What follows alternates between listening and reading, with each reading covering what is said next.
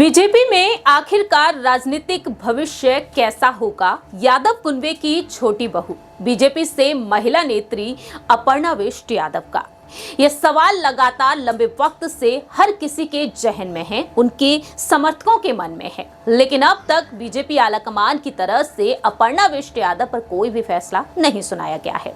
लेकिन अब कहीं ना कहीं वो वक्त नजदीक आता हुआ दिखाई दे रहा है। दरअसल अपर्णा बिष्ट यादव कहीं ना कहीं बड़े संकेत देती हुई दिखाई दे रही हैं। नमस्कार, मैं प्रांशी राठौर और आप देख रहे हैं नेक्स्ट 9 न्यूज।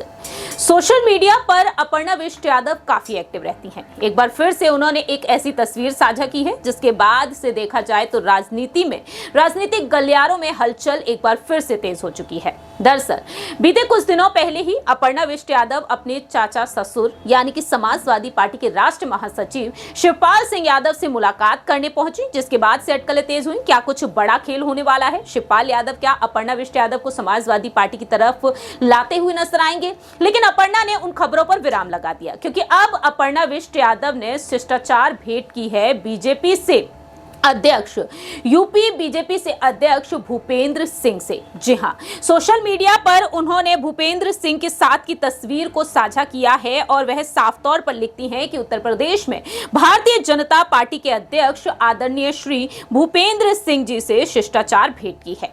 और ऐसे में देखा जाए तो अपर्णा एक बार फिर से चर्चा का विषय बन चुकी हैं। इस तस्वीर में देखा गया है कि भूपेंद्र सिंह को वह यहां पर एक बुके भेंट करती हुई नजर आ रही हैं। लेकिन इससे पहले भी अपर्णा बिष्ट यादव दिल्ली का एक दौरा करती हुई नजर आई थी और तब उन्होंने बीजेपी के कुछ दिग्गज नेताओं से मुलाकात की थी। तब कहा गया कि लोकसभा चुनाव में अपर्णा को बड़ी जिम्मेदारी दी जाएगी।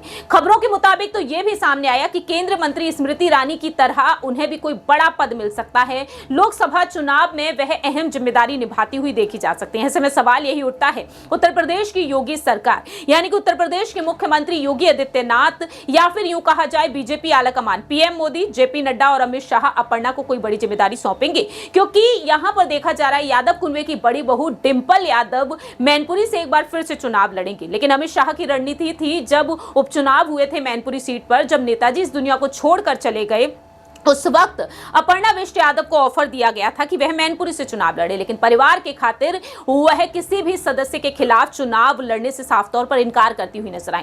लेकिन अब देखते हैं कि लोकसभा चुनाव में अपर्णा बिष्ट यादव को क्या वाकई में कोई बड़ी जिम्मेदारी मिल ही जाएगी? लोकसभा चुनाव वह लड़ेंगी या फिर नहीं? क्योंकि अपर्णा कहती है बीजेपी आलाकमान का जो फैसला होगा वह इसे स्वीकार करेंगी। देखते हैं कि इस बार अपर्णा को बड़ी जिम्मेदारी मिलती है या फिर नहीं, क्योंकि यूपी के विधानसभा चुनाव को लेकर कहा गया कि वह चुनाव लड़ती हुई नजर आएंगी, योगी मंत्रिमंडल का हिस्सा बनेंगी, आजमगढ़ से उपचुनाव लड़ेंगी। लेकिन ऐसा कुछ भी नहीं हुआ। देखते हैं कि आखिरकार अपर्णा बिष्ट यादव को इस बार जिम्मेदारी मिलती है या नहीं। फिलहाल इस खास रिपोर्ट में इतना ही। बाकी की तमाम अपडेट्स के लिए देखते रहिए नेक्स्ट 9 न्यूज।